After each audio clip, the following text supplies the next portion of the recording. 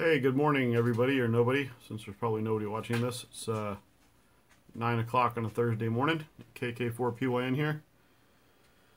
Having a bad hair day. It's a little bit cold here. Still below freezing with a wind chill of 25 degrees. It may not be a big deal to most of you, but I'm in Central Florida, so that's not normal by any means. So yeah, anyway. Wanted to do a little bit of a channel update.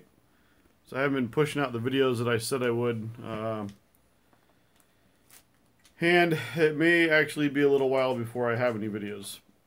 The reason I haven't had any videos lately is because I have actually been driving for Uber Eats, which I don't really recommend. More about that later. Anyway, in this live stream, we're going to feature probably some rude interruptions by my dogs, because they're frisky because it's cold and they're loud, and that's just how it goes. Life with dogs. And honestly, I didn't advertise this. I've really got no viewers. I don't expect any viewers. It's 9 o'clock on a Thursday morning. But I really didn't feel like recording and posting and all that stuff, so we're just going to try this out again.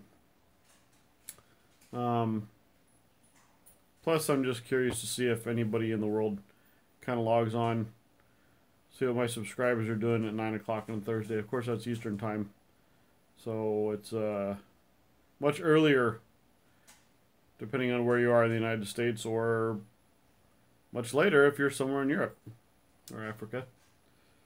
I haven't even looked at my analytics lately. I know I've got some European subscribers for sure. Anyway, as you can see, this shaky video is being brought to you by a selfie stick. Well, you can't see the selfie stick, but you can definitely see the shaky video. So yeah, I've been driving Uber Eats. Don't recommend it. That's a whole nother video, or maybe later. Anyway.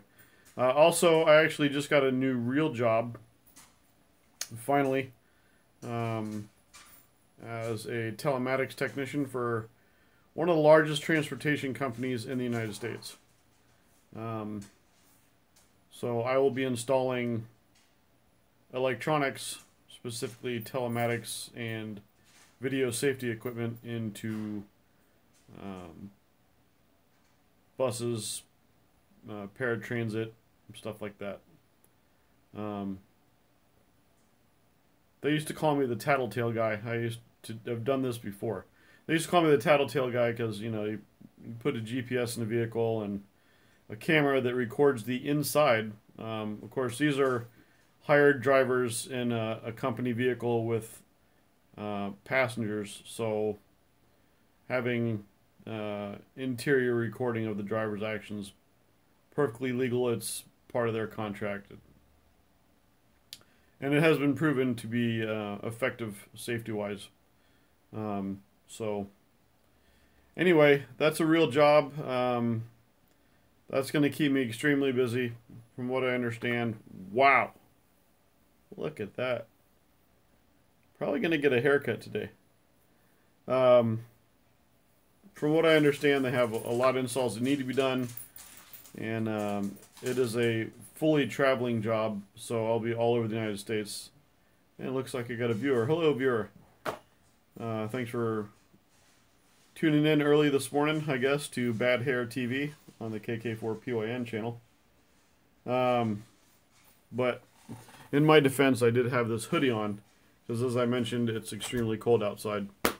So yeah, that'll keep me busy, and also that will keep me away from home. It's a traveling job, and I'll probably be gone most of the time. Hamrad88, good morning. Good morning, sir. How are you? I'm doing fine.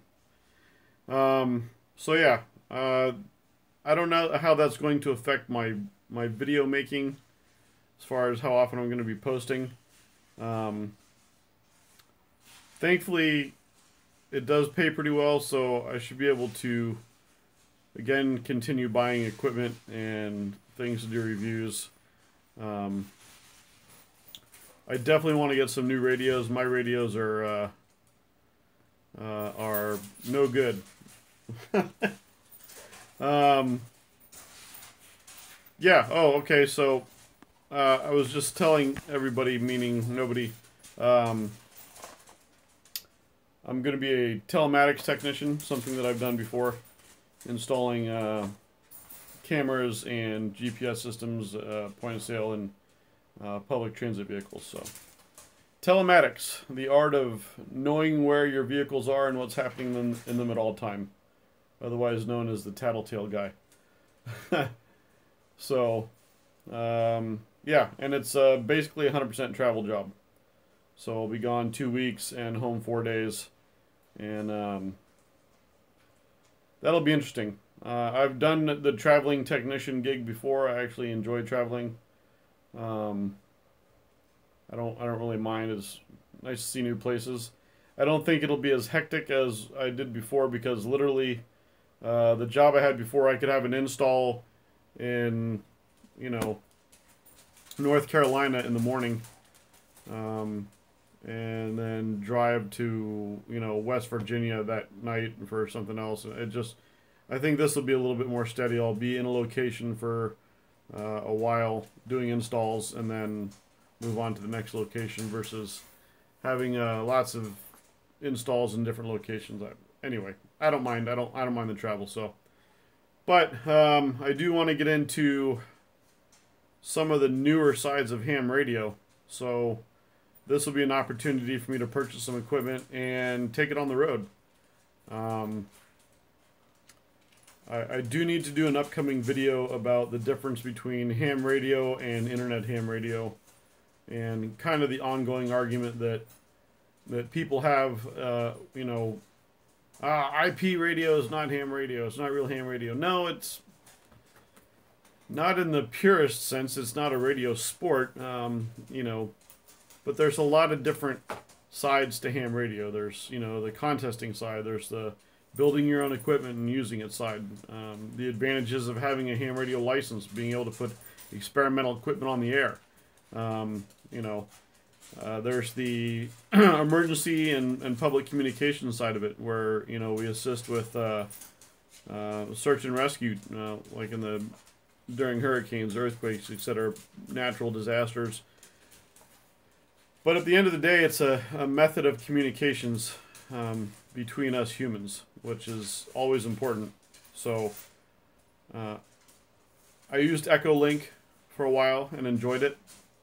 It's nice. You install an app right on the phone or on the computer, and you're up and running. And especially for I talked to a gentleman on Echolink. I forget his call sign now. For quite a while, who was elderly. He was an older ham. He lived in an apartment. He had really no way to put up anything but a small 2-meter antenna, and he was able to get out to one linked repeater somewhere up in Pennsylvania, and that was the only way he could get out. So his entire ham radio sphere, if you want to call it that, was this one repeater he could hit through his window. I don't remember if he was on an HT or like a mobile, but we talked for hours on Echolink, and you know, me being in Central Florida, him being in Pennsylvania, it you know, that was DX to him. So he told me all about you know, when he got into ham radio, started doing CW and stuff like that, and the equipment that he used to have that was just sitting in a storage unit somewhere, you know, thinking about selling it off, etc., etc. But I enjoyed Echolink. I still do. I don't use it that often, but I probably will, as I'm going to be out of town, check in with my local repeater, just see what's going on. But you know, the new thing now is the International Radio Network. Dogs. This link that we have now with IRN and using TeamSpeak, and I follow one of the network radio companies on Twitter, and I've watched a couple videos about some of these like Enrico radios and stuff like that, and the radios that are complete cell phones with a 70 centimeter radio built into it and an IP radio. That Enrico TM7 actually looks pretty cool. I mean, it runs Android, which, you know, gives you all sorts of options. And I wonder about, you know, their real specs. Is that something I could put in the car? And I know the screen is incredibly small, but, you know, I thought about, well, what about running SDR Touch on there? Plugging a dongle in with a, you know, and into your external antenna. And, you know, there you've got a receiver in the car that could get just about anything. Or a Pocket RX TX. Pocket RX TX over the network back to a big radio at the house or something like that, and you've got a mobile that's going to remote control your home HF station maybe. So that's something that I really need to investigate. I think there's a lot more to this new type of hardware than just you know, just getting on IRN or something like that, or Echolink, which, you know, again, if you're talking about communications in a communication sense of the word, then that's pure communications. You know, so it's just something that I want to delve deeper into. So hopefully this new position will allow me to do that. I'll have you know, the funds to get some of these new radios and try it out, and then eventually I'll be redoing the shack here. The 857 here still works, but it's not in good shape, so maybe I'll be able to get a new head for that, so I can use it as it's meant to be done. Still a great radio. This area needs some attention for sure. I need to build some stuff. And for those of you that follow my kind of retro gaming Commodore 64 world here, I've got an MP3 to 64 coming from Spain that I'm going to build as a kit and put together. And also, if you follow me on Twitter, I shared a Kickstarter campaign for a little device that hooks up to Arduino, and it's basically a voice generator. What was that thing called? I'll have to share it again. But anyway, it's got like 254 words in it, and you can control it with a microprocessor, so that you can add voice, and it's got this British female voice on it, to your microcontroller projects. I think that could be useful in a lot of ways, both in home automation. You know, it gets triggered and it'll give you an alert audibly that you can figure out what it is without having to pull out a phone. Because, for instance, my home automation, you know, works fantastic, but when I get an alert on my phone as to like motion or a door open or something like that, they all sound the same. It's just a pink pink. I don't have, or I haven't found a way to change the default sound when an event occurs. So this way, I'm hoping that I can run one with an ESP8266, like a Node MCU, Lua, or something like that, and through IFTTT, maybe when an event happens, it audibly announces, you know, rear motion or front door motion, something like that. So anyway, we'll play around with that. I'm gonna order that. It's only like $10. It's pretty cool. So I don't know how much time I'm gonna have to do all that. I'm sure that when I do come home, my time is gonna be monopolized by a lot of other things. But at the same point, they did talk about downtime. You know, if there's no installs to do or anything like that. So I may have some time in between to tinker still. So I'll always find time, and I can still do stuff out on the road. You know, depending on where I'm going, I'll probably always be taking a radio with me. You know, so I can figure stuff out like that, and I can still do some screen recording things on the road, you know, at night, sitting in a hotel room, whatever. So it'll be good. But yeah, I just wanted to update you guys what was going on. I keep thinking about all the stuff that I really want to do with this channel, and inevitably something happens that prevents me from doing it. Whether it be lack of time, lack of funds, that crazy relationship that those two things have together. When you have the money, you don't have the time. When you have the time, you don't have the money. Which is very, very constant in my life. So, and then, yeah, I spent, so Uber Eats. I think Uber Eats is a great program if you want food and you don't want to leave your house. You know, it was roughly like $5 to get something delivered from just about anywhere. So I drove Uber Eats for a couple days around my local area and then in downtown Orlando, which was crazy.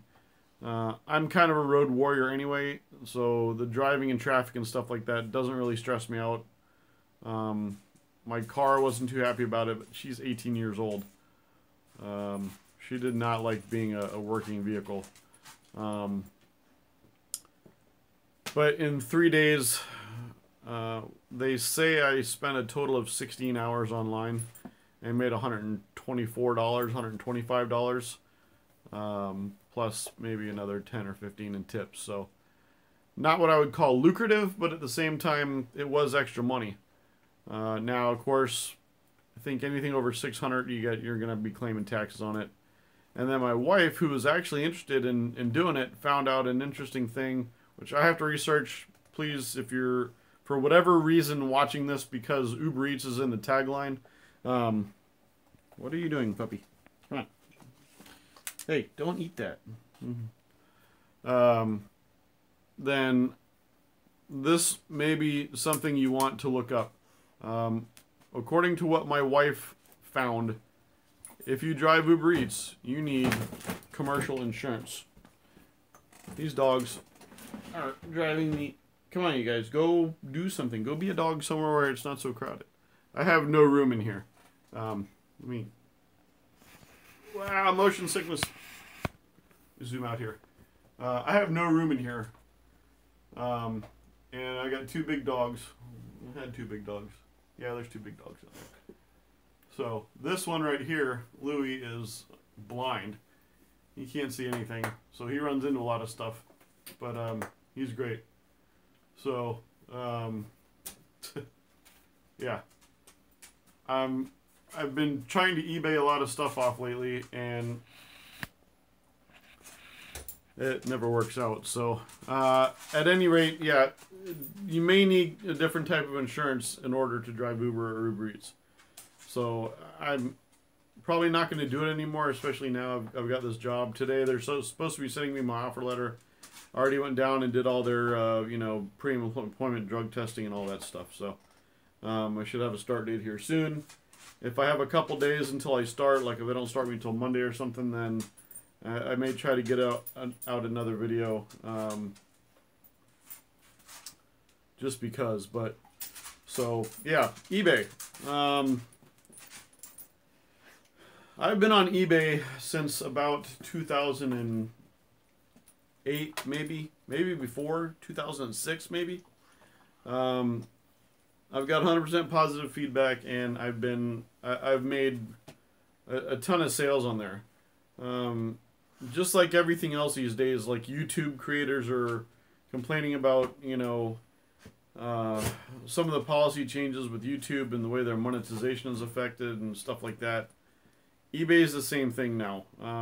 You know, they always send me the emails. I've made literally thousands and thousands of dollars off eBay. So I've sold a lot of stuff. At one point in time, I actually thought about being an eBay store. I've got enough stuff to sit here and sell, you know, but right now I just sold a PlayStation 3, which didn't sell for as much as I wanted it to, considering it was in mint condition. And eBay sent me the, you know, all the, oh, you know, free listings and blah, blah, blah. But that fee, that 10% has changed the landscape of eBay for me. You know, the way they do it now, it's just no good. Plus, as seen in the comments here, returns can be a problem. My listings say in 2 or 3 places there's no returns, unless I'm selling you a brand new item. You know, but even then, it's not my place to warranty it. On some of the bigger stuff, at one time I sold this Sansui receiver, AM/FM receiver that was from the 70s. It was a very collectible piece that I came across, and it sold for upwards of $700, and it cost me $100 to have it packed and shipped. And I told that guy, if it gets there, I put insurance on it, but I told him, you know, I even had a video of it working. I said, if it gets there and it doesn't work, or it isn't what I exactly described, you know, you pay to send it back, I'll give you your money back. But it arrived fine because I took it to FedEx and had it professionally wrapped up and everything. But, you know, I have more problems with sellers. You know, talk about horror stories. A lot of the problems now that I'm running into is with this fee. If you're not a store, what people are doing is they're selling their item cheap and they're charging absorbent shipping because their shipping, I guess, is not tacked onto the fee. So I always put an extra, like $3 or $4, depending on what it is, on shipping for larger items. For more expensive items, to cover me going out and buying a roll of bubble wrap, you know, and proper packaging and stuff like that. And I always try to ship out like priority mail. Probably can't see it, but up here I've got a bunch of shipping boxes, you know, the flat rate boxes. That way I don't have to mess with weighing them and measuring them and all that stuff. You just select the box size. If it fits, it ships. It gets there fast. There's a tracking number. But buying things off people recently, a lot of the stuff I'm getting is not what's in the description. I bought a battery for my ThinkPad, my old ThinkPad. Close your eyes, ThinkPad aficionados. This one on the floor here, my T43. And it wasn't the right size. And that was my mistake.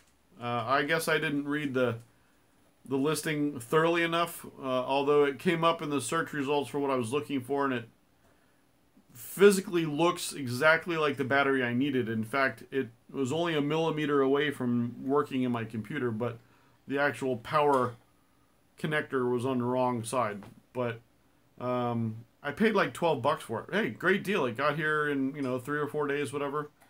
I paid $12 for it, but when I wanted to return it, hey, no problem. The guy accepted returns, but it was going to cost me like $7 to return this $12 battery. It was $12 free shipping. So, you know, how much did he pay to ship the battery?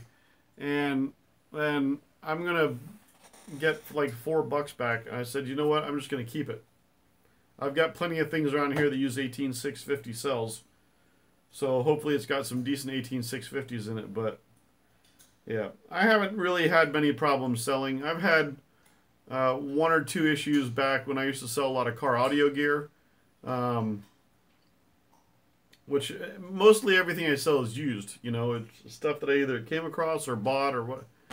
And I had some guys try to send me some stuff back one time, and even though my listing said no return, you know, the eBay policy, this guy said, oh, it's not what it's supposed to be, or it doesn't work right.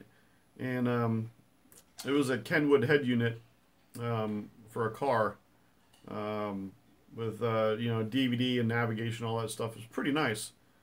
But it was just the head unit. You need a separate brain in order for it to work. And I didn't have that. And he wanted to send it back. I was like, look, you know, it's as is. I didn't have any way to test it. I didn't know if it worked or anything like that. And, you know, just this is what it is. And it wasn't a terribly expensive sale. It was like $80 or something.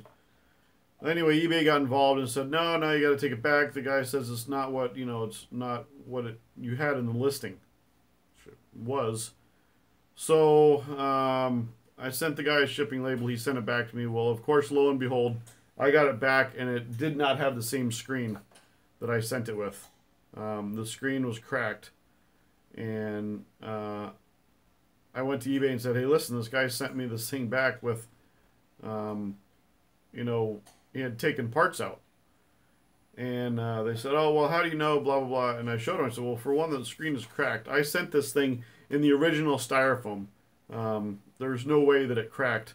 And he sent it back in that same box. It was packed fine. But when I powered the thing back up, the screen didn't work at all. And even a cracked screen, an LCD screen, will fire up. It'll just have a line through it. And I pulled the top cover off. It wasn't even connected inside. The guy had switched the screen out on me. So eBay eventually gave me like $40 back or something. But yeah, that's really the only problem I ever had. But now I'm stuck with this dilemma that I've got all this retro computer gear that I want to get rid of.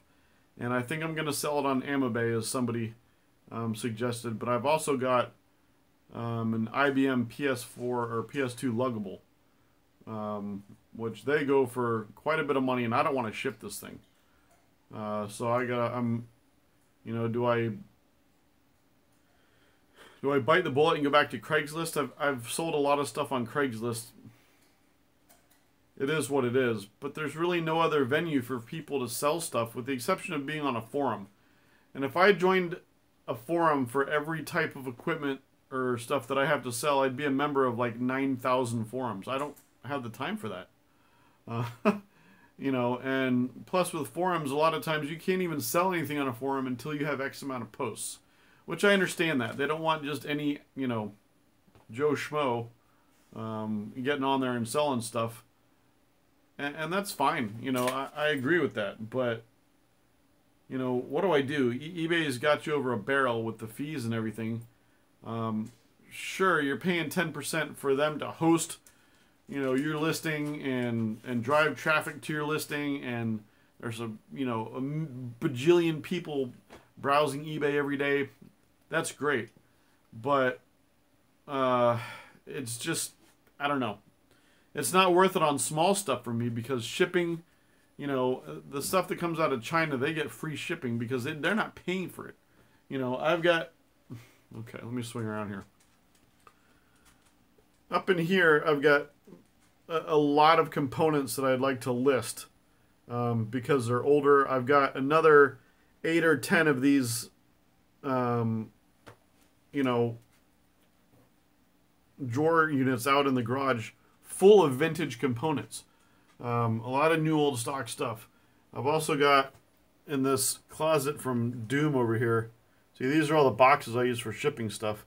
I got a lot of stuff, but there's small items that would sell for $2 or $3 a piece. And I don't want to rip anybody off. So I don't know. I'm going to try and find a different way. I've thought for a while about using YouTube as a sales platform.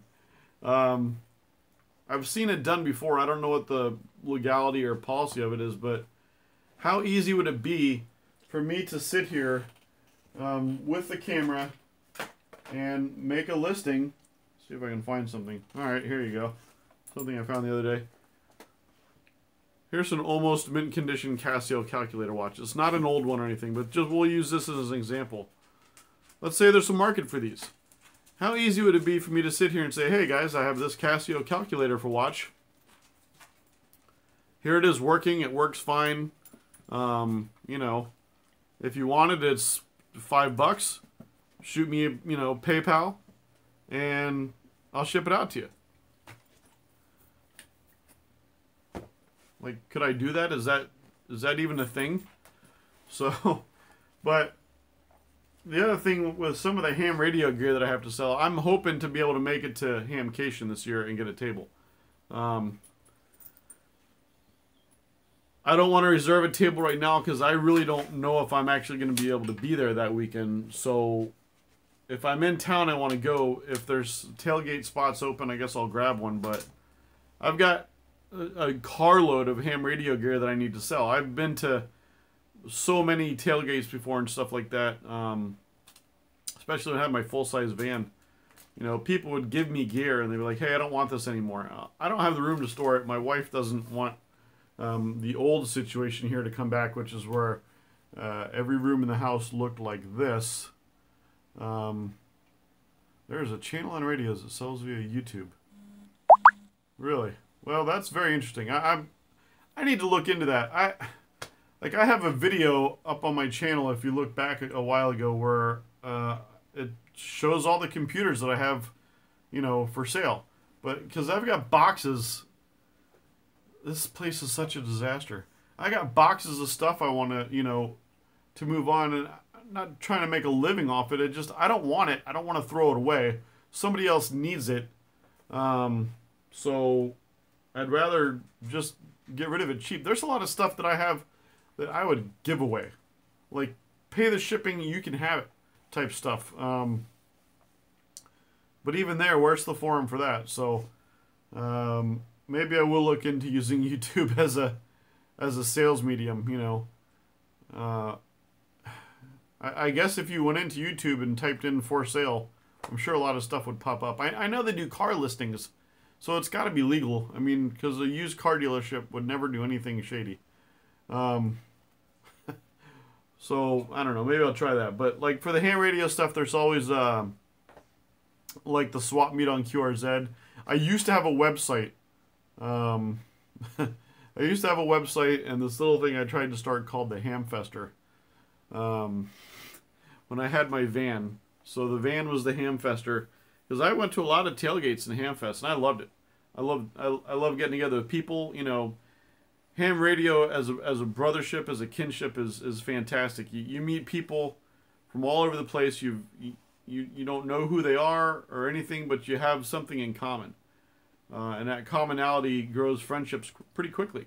You know, there for a while when I was doing Hamfest every weekend because I had a 4-day-a-week job, so I was out at every tailgate I could be at. You know, you saw the same people over and over, and you know, I made friends out of that. So, yeah. And now I'm going to be in this position to where I'm not going to be selling the stuff out of necessity. Just literally because I need to get it out of my house. A lot of stuff, a lot of the bigger items that I've gotten rid of, like that I wouldn't ship, I actually took down to the UCF tailgate here at the University of Central Florida. They have a ham radio club, and I just donated it all to their radio club, because just the hassle of selling it, transporting, whatever, these guys know what to do with it. And you know, some of the items did need a little bit of repair, but that's good for any new ham to have a piece of equipment. And like I had a pretty decent spectrum analyzer that needed a little bit of work. I had done a lot of work on it, replacing some logic chips and stuff like that, but it still needed a little bit of work. And what a better way to learn about radio than going through a filter board and, you know, looking at the schematic and looking at how the filters are put together and stuff like that, and band selector switches, things like that. Knowing about hardware can lead you to being a good radio operator, because you're like, oh yeah, this sounds horrible. Now you know how to use your IF shift and everything like that, and it just... So, anyway, so I'm 35 minutes into this thing. Hamrat88, I definitely appreciate you watching there. I'm literally sitting here waiting for my new job to call me and tell me when I'm going to start and everything. So I figured I'd just throw this stuff out there and see what happens. And I don't know now what the future holds. I'm never going to stop making videos because I enjoy it. Will I be able to do it with regularity? I don't know. it may be a perfect time for me to start the Chrome video series. Simply because I'll be traveling with my Chromebook. And I'll probably take an RTL dongle with me. In fact, I need to get on the ball about ordering Newelec and RTL SDR blog. Have some new hardware out that looks pretty cool. So I need to get on the ball about ordering some of those, and it's fun. Back when I was doing this traveling gig before, I was in Miami, Fort Lauderdale, down South Florida, and I had at that point a Windows laptop with me, and I had brought my scanner and an RTL dongle with me, and busy airwaves down there, I can tell you that much. But the Windows laptop that I had DSD installed on it and SDR Sharp. So I was decoding a bunch of DMR and Moto Turbo and P25 and stuff like that down there, and just fascinating stuff that you hear on the radio. And I was listening to a lot of local repeaters.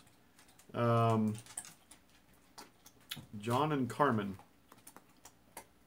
Sales via YouTube. Is that ham radio sales that they do, or just sales in general? I'd really be interested in that. Like, if you really think about it, this is a great platform to sell stuff. You know, a live stream, you could literally do ham radio and electronics. I'm gonna have to check that out. You could literally do almost a live auction. You know, you've got widget A that you need to sell, and you know, if you all right, here's a perfect example.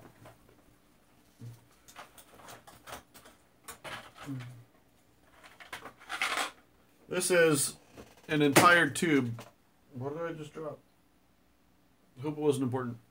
This is an entire tube of very large King Bright 7-segment displays.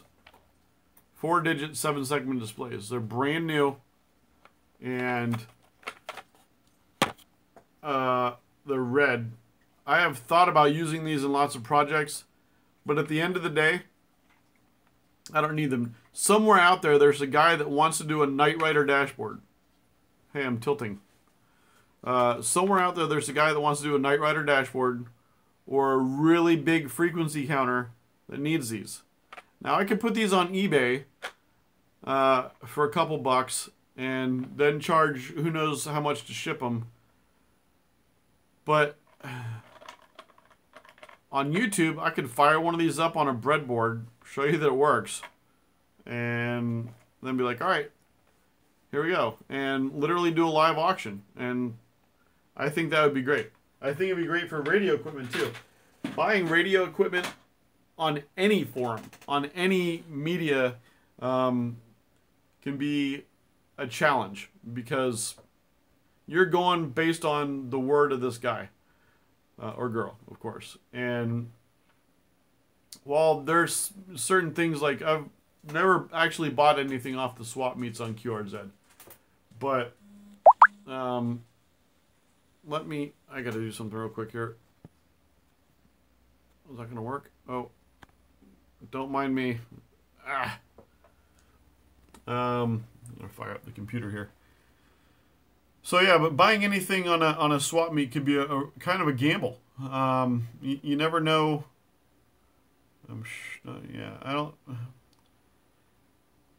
Yeah, I guess, you know, like, I'm gonna have to check out this channel you're talking about.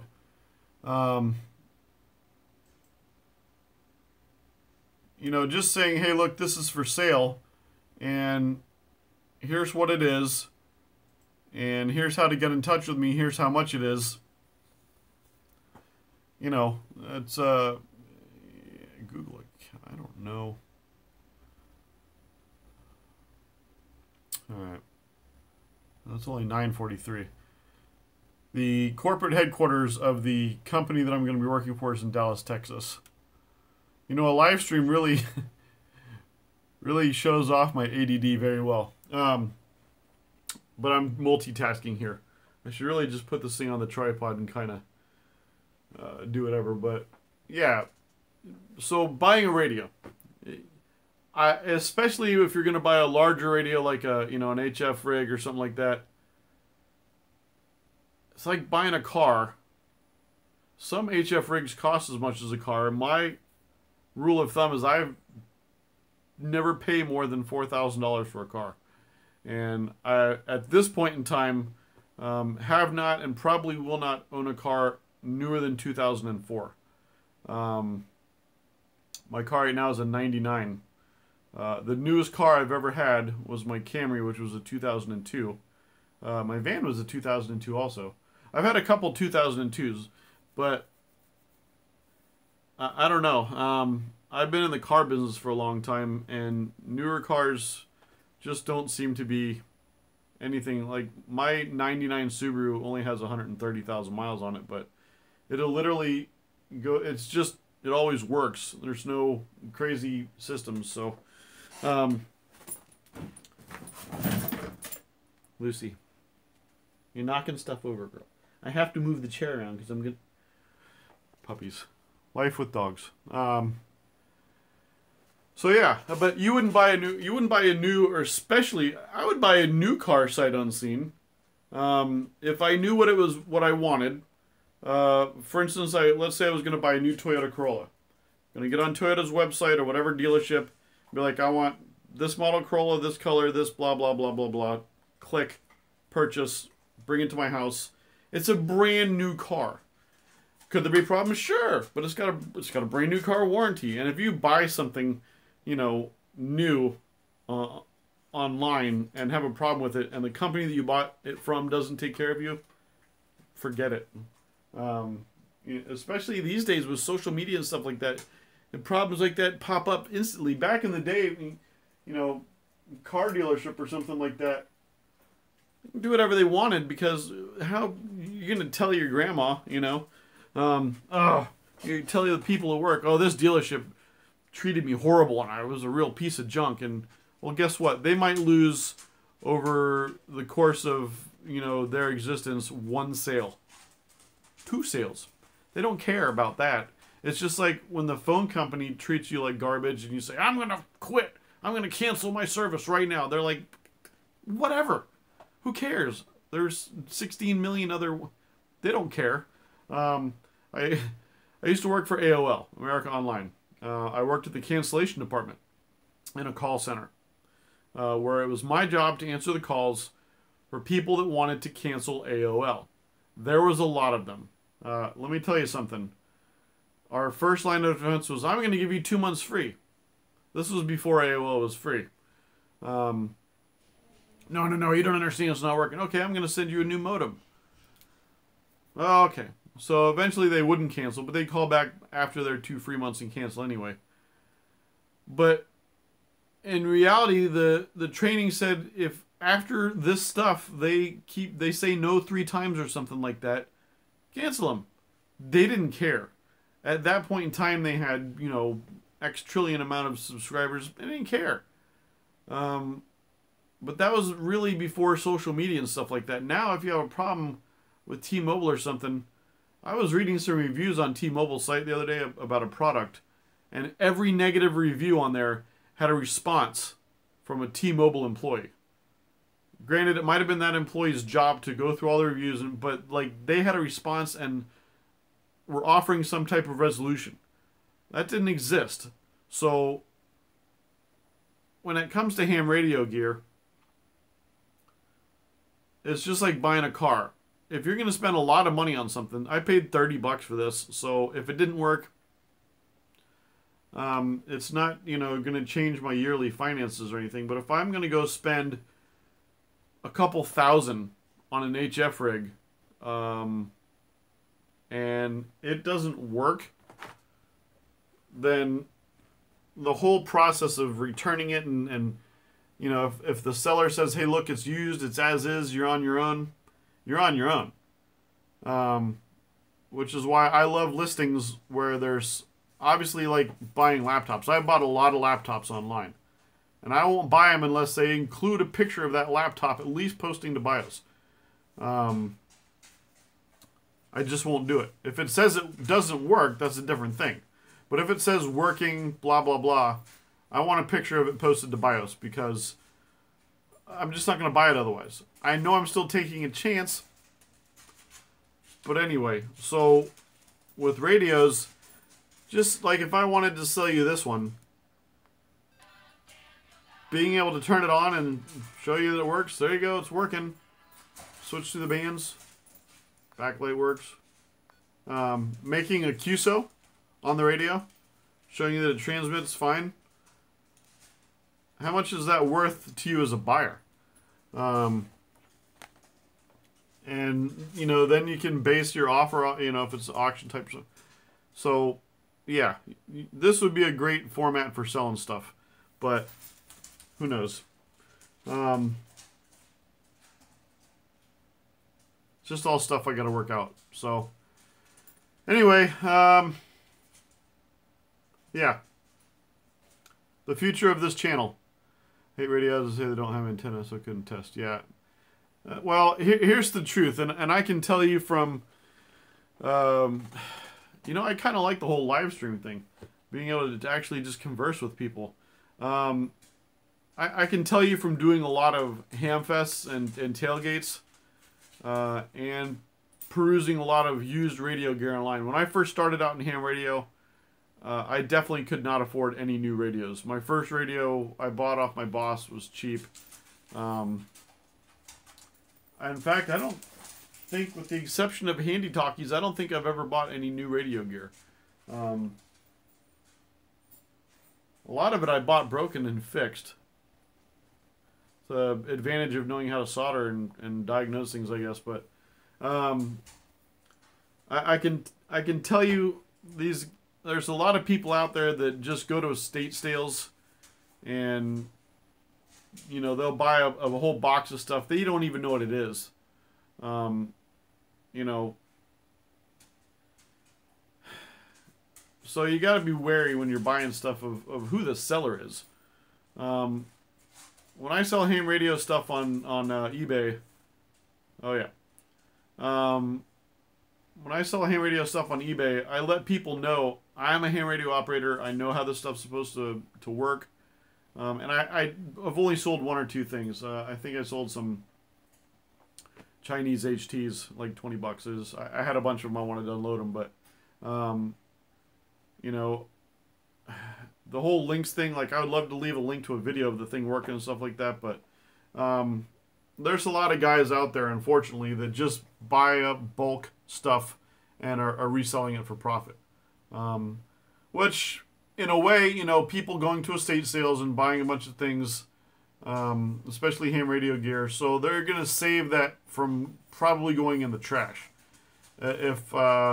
Especially in the instance of an estate sale, if the family doesn't know what they have, what they're looking at. Grandpa was a ham radio operator, but we don't know, and here's his Drake or Collins stuff. And to them, it looks like old garbage. They don't realize that Drake radio is worth X amount or is of some historical significance just because it's a Drake or a Collins or an old Heathkit. Heathkit stuff especially. So people have gotten wise. These people that go purchase things for resale have gotten wise, and obviously the internet's helped with that, to, you know, what stuff is, because you used to be able to find cheap gear from those type of sellers. And granted, you were taking a risk, but now they're doing all the research and, you know, they know where to look. It's just like thrifting. A couple years ago, I watched a bunch of videos on people that were literally just going to thrift stores and buying anything that looked like they could resell it. Just, you know, you find newest package stuff, and they're just buying stuff to resell. And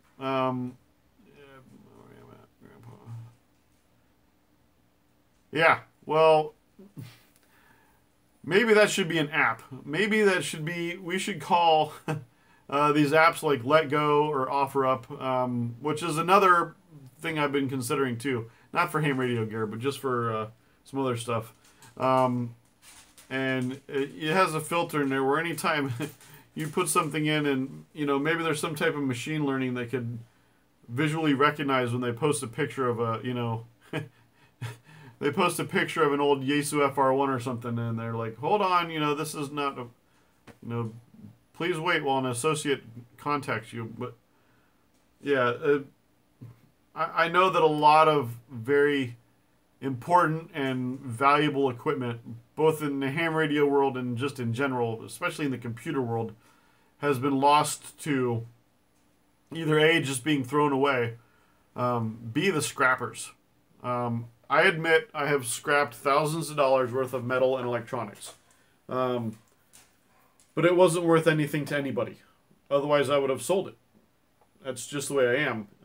Those old brake rotors, or the electronics repair company that I worked at. I literally unloaded 4 or 5 trailers, pallets, full of old circuit cards. But they were old telecommunications cards. They were, from the 70s. They weren't worth anything to anybody. If I had sat there and desoldered every single one of them and taken the, any valuable components off them, it would have taken me years because I had thousands of cards. I had 2 big IBCs, those big plastic containers full of cards, literally. I got a picture of it somewhere. Maybe I'll put it on Twitter one day. But there was no use for them. They were purely garbage, trash.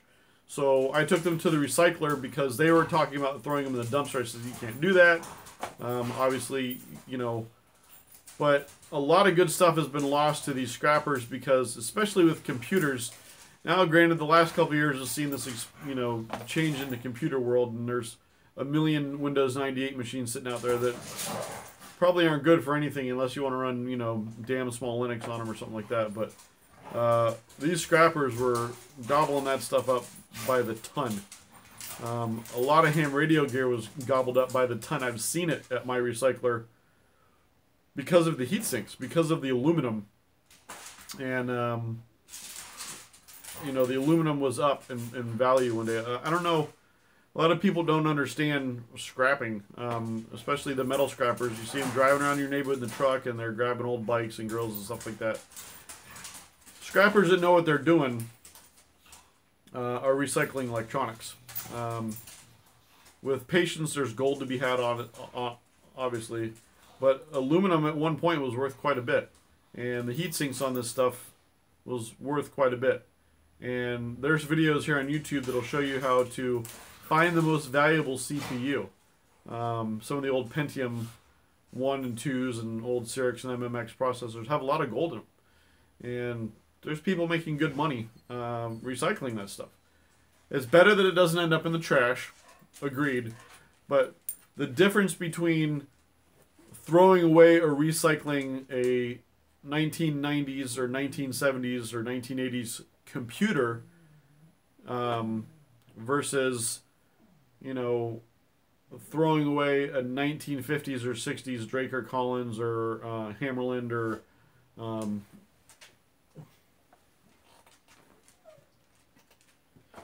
I've got a case down there for an old receiver, but that's a different story. Even if it looks like it's beat to there could be parts in there that guys out there have been looking for all their life.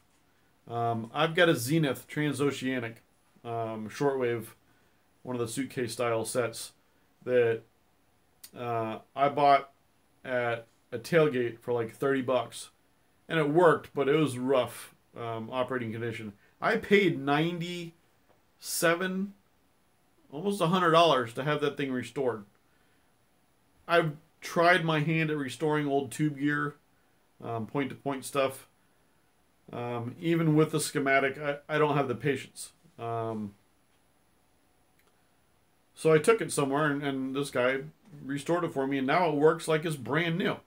The case needs a little bit of work, but, this is something built in 54, 57, something like that. And I paid good money to have it restored because, to me, it was significant. It was a radio that, you know, got its roots in the Second World War, and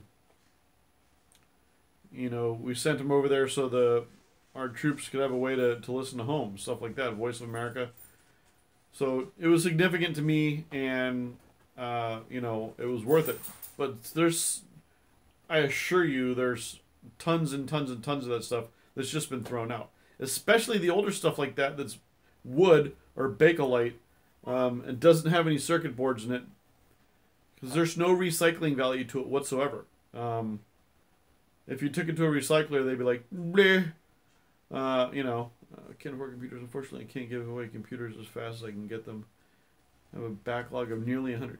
Yeah, I actually used to do that. I have a pawn shop across the street, and before they revised all of their policies, they would have a bunch of, basically, they bought a bunch of broken stuff. So I would go over there every couple weeks and buy all their broken stuff off it, and you know, get on eBay, spend a couple bucks, do a new battery in it, hard drive, stuff like that.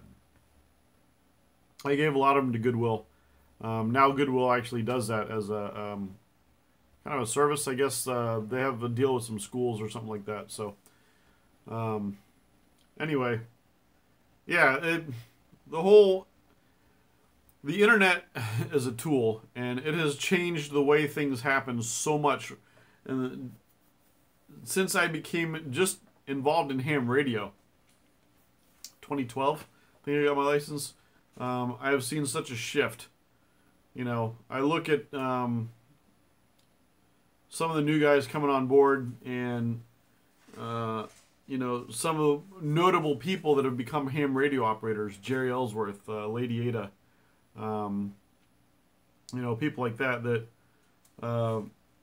they're getting into Darren Kitchen. They're getting into ham radio strictly for the technical side of it, because they want to be able to manipulate digital signals and legally transmit on different bands and stuff like that. And I think that's great, because we need kids that aren't just developing apps and games, and you know, I know it's important for the next, you know, Flappy Birds or Angry Birds app to come out, but it's also important for people to be developing solutions to real world problems. You know, we've got IoT now is the big thing. So you got people out there developing all sorts of IoT stuff so that we can monitor and all that, and you know, like automation, self-driving cars. I'm going to go mobile with you here for a minute. There's a lot of important stuff being done, and what happens to ham radio in the future is my question. I think, you know, as long as the sun doesn't implode on us, we're always going to be talking on HF, and you know, following the cycles. There's a lot of people doing satellite right now, you know, so there's a lot of really high-tech stuff going on in ham radio. You know what, I know it's cold, but I'm going to venture outside here.